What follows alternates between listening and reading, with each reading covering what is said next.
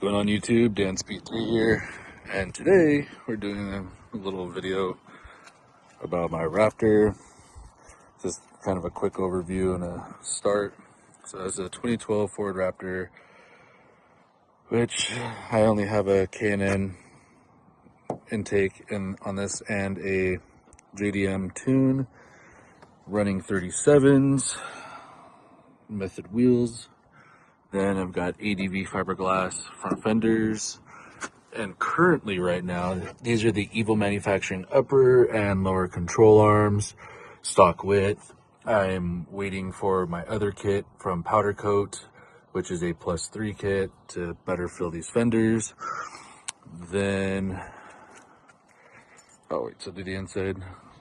Then, 37s in the rear. Got a Deaver spring pack with an RPG hydraulic bump stops, Fox 3.0 by, I believe, the 16, because it's the RST 18. So yeah, I need to remove some stickers, but yeah, she runs like a goddamn banshee. But I gotta do a little bit of fitment on the fenders. I kind of just quickly threw them on one day, but West Fab did my front bumper, and then I've got the Fox 3.0s in the front, so 6.2. And then just recently I did the Corsa Extreme exhaust. It normally pops out right here, but driving in the truck, it was way too quiet, so I can't leave good enough alone, and I put it here. So as you see, it's the Corsa, and then you'll see that we put it up closer. Sounds very nice. It's a little windy, sorry about that. But before I do a cold start, I'll show you guys my interior. So pretty stock, except for the Phoenix Automotive, I think that's the 13-inch Tesla style screen. So it works very, very well, has every single feature that my truck is able to use. Heated, cooled seats, rear camera. The only thing I don't have is the front facing camera on it, which I'll show you guys in a minute. But right now I have my seats up because my dog. But yeah, so we're gonna do a little bit of a cold start here.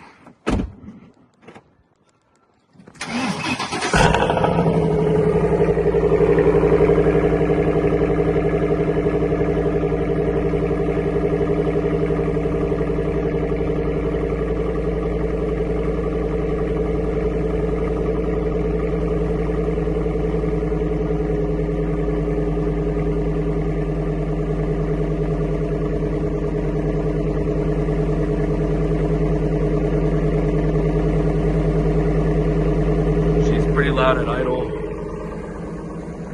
even standing back. She's got that nice gurgle, which I love.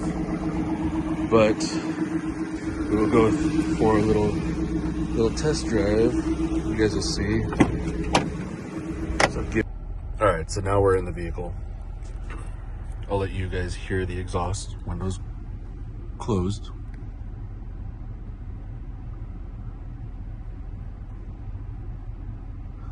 It is pretty quiet still, but we'll go over the Phoenix Automotive screen really quick. So you'll see this is all the app stuff. So I've got Crunchyroll, Netflix, So when I connect this to Wi-Fi on my hotspot or, any Wi-Fi, whatever, I can use all this while driving, which is, unsafe, but I can do it. Then I have my TPMS right here.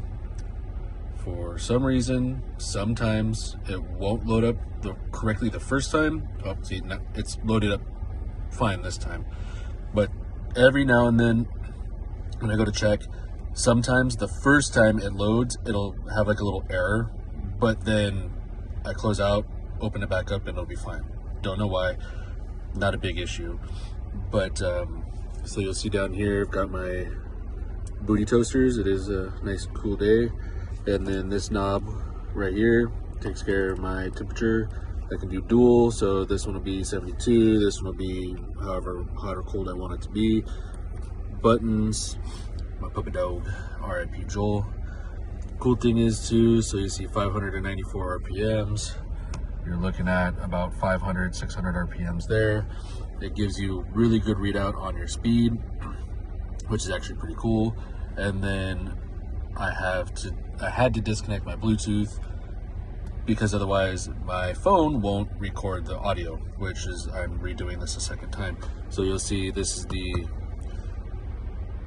Android Auto and the Apple CarPlay screen for it to load. Normally it will load, but I have it disconnected right now, so that way, yeah. Anyway, so let's go ahead and connect you to my mount. We're gonna do a couple minutes of driving. Sorry, my nose is a little runny. Just ate some food. So we'll do windows up first, then we'll do windows down. So I'm in a residential, so I keep it at 15, 20 miles an hour.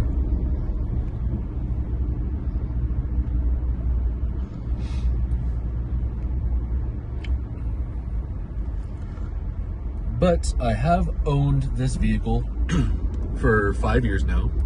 I bought it back in technically December of 2019. And other than the recall for the transmission and the fuse 27, I've had no issues, just general maintenance. Oh, you're not getting stopped? Wow, fucking douchebag.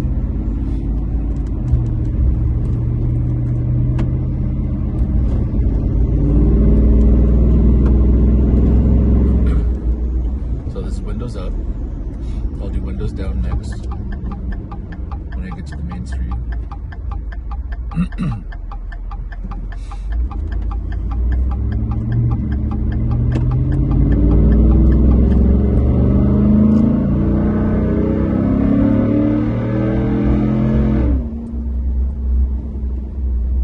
Can't even imagine how loud that is outside, because it sounds phenomenal in the truck.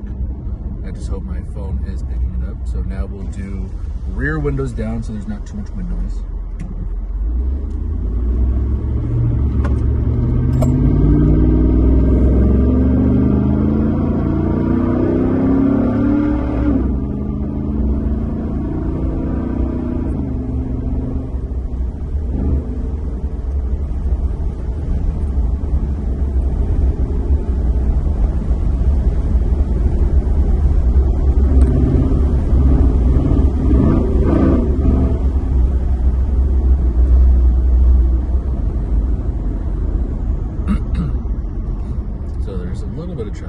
Let's go ahead and make a left turn here. I was going to go down the freeway, but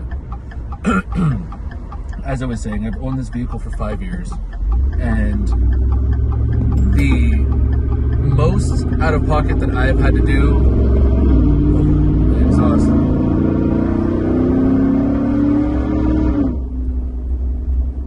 The most out of pocket that I've had to do myself was around the 100,000 mile mark. Right now I'm currently at 141,595.7. So right about the 100,000 mile mark, I changed the serpentine belts. I did spark plugs, front and rear diffs, transmission. But I didn't do the transmission because at 60,000 is when I had the recall or TSB for the valve body on the transmission. So they changed my trans filter and the fluid then, so I didn't have to do it, but I'm probably going to do it here again in the next 9,000 miles, about 150,000 miles. But so after that, I've had no issues with the truck. Oil, brake pads, whatnot. I've actually only changed my brake pads once, and I am approaching about 80,000 miles on those pads and rotors. And excuse me, jeez, got something stuck in my throat, French fry or something. But anyway, changed brake pads, rotors once, and I've had no issues with anything else, like I said, except for the Fuse 27, which actually happened last weekend. I wasn't going to record a video on that, but I was so frustrated that I was stranded. Granted, 15 miles from home, I was stranded. So, called up Ford, got a part. Had to have my girlfriend go pick up the part, drive us back, had to get my truck towed. It cost me $90 to get it towed, 15 miles, which is garbage.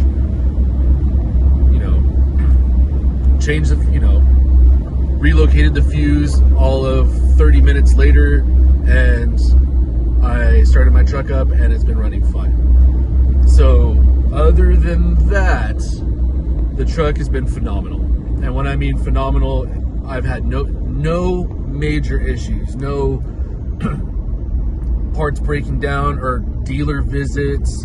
I haven't had to take it in to do anything other than general maintenance. Like I said, oil changes. I did a I think just a drain and refill, a radiator drain and refill. Then my brake fluid, pretty much just all the fluids. General maintenance. I barely drive the truck as is now. I probably do about 100 miles a month,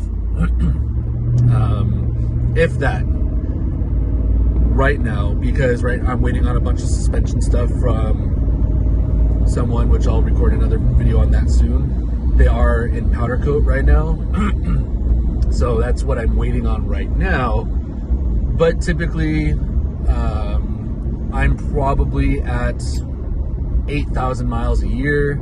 So insurance is actually relatively low on this thing because, I'm not driving it.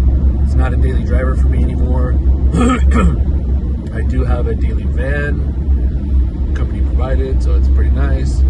So anyway, guys, buy a Raptor. I will highly recommend it. My buddy had a 2019 Ram Rebel, and he's had nothing but problems with it. There's no aftermarket support for it, and I kept trying to con him into getting a Raptor, but those Dodge people like to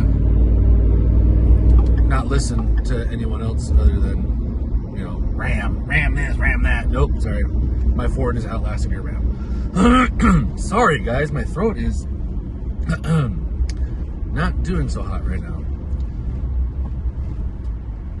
But anyway, guys, I'm gonna do a freeway pull with the rear windows down, and so you guys can see how that sounds. So let's roll these windows down because I just got a green light. But this is probably one of the best sounding exhausts for the Raptor. Probably the best sounding exhaust. Wait a second for that guy to go.